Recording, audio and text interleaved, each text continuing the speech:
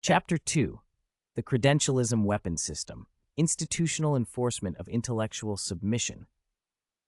The transformation of scientific credentials from indicators of competence into weapons of intellectual suppression represents one of the most sophisticated systems of knowledge control ever implemented. This is not accidental evolution, but deliberate social engineering designed to ensure that public understanding of science becomes permanently dependent on institutional approval rather than evidence reasoning. The mechanism operates through ritualized performances of authority that are designed to terminate rather than initiate inquiry. When Tyson appears on television programs, radio shows, or public stages, his introduction invariably includes a litany of institutional affiliations. Director of the Hayden Planetarium at the American Museum of Natural History, astrophysicist, visiting research scientist at Princeton University, Doctor of Astrophysics from Columbia University. This recitation serves no informational purpose. The audience cannot verify these credentials in real time, nor do they relate to the specific claims being made. Instead, the credential parade functions as a psychological conditioning mechanism, training the public to associate institutional titles with unquestionable authority.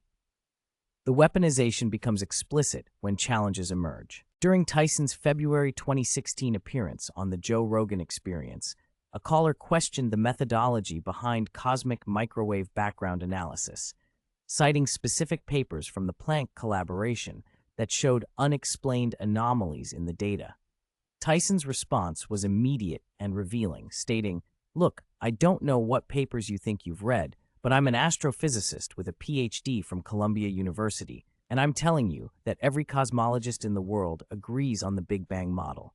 Unless you have a PhD in astrophysics, you're not qualified to interpret these results."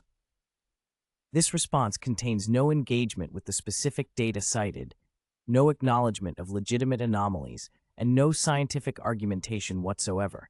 Instead, it deploys credentials as a termination mechanism, designed to end rather than advance the conversation. Brian Cox has systematized this approach through his BBC programming and public appearances. His standard response to fundamental challenges, whether regarding the failure to detect dark matter, the lack of supersymmetric particles, or anomalies in quantum measurements, follows an invariable pattern documented across hundreds of interviews and public events. First, Cox acknowledges that some people have raised questions about established models.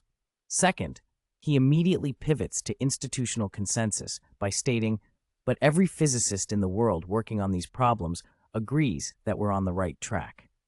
Third, he closes with credentialism dismissal by stating, "If you want to challenge the standard model of particle physics, first you need to understand the mathematics, get your PhD, and publish in peer-reviewed journals.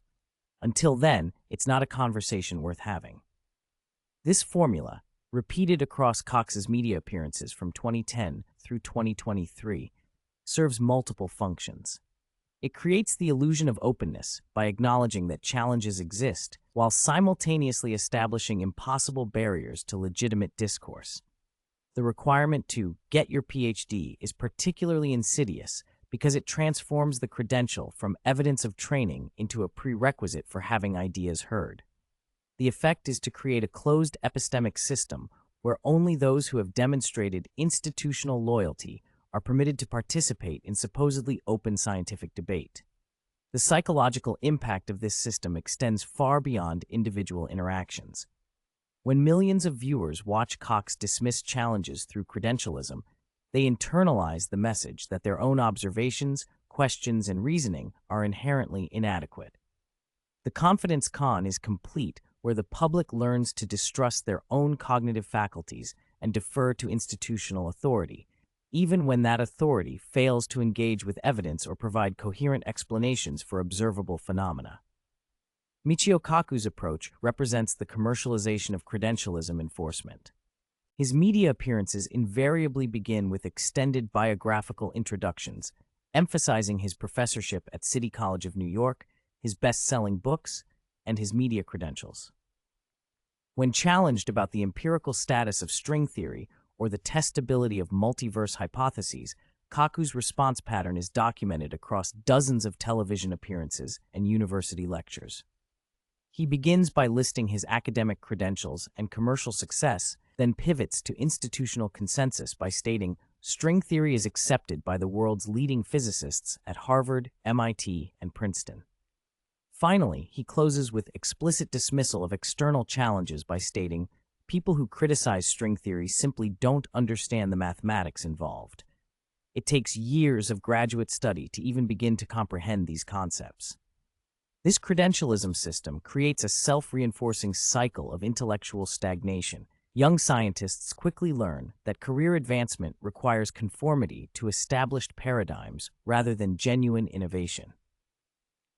Research funding flows to projects that extend existing models rather than challenge foundational assumptions. Academic positions go to candidates who demonstrate institutional loyalty rather than intellectual independence. The result is a scientific establishment that has optimized itself for the preservation of consensus rather than the pursuit of truth. The broader social consequences are measurable and devastating. Public science education becomes indoctrination rather than empowerment, training citizens to accept authority rather than evaluate evidence. Democratic discourse about scientific policy, from climate change to nuclear energy to medical interventions, becomes impossible because the public has been conditioned to believe that only credentialed experts are capable of understanding technical issues. The confidence con achieves its ultimate goal, where the transformation of an informed citizenry into a passive audience becomes dependent on institutional interpretation for access to reality itself.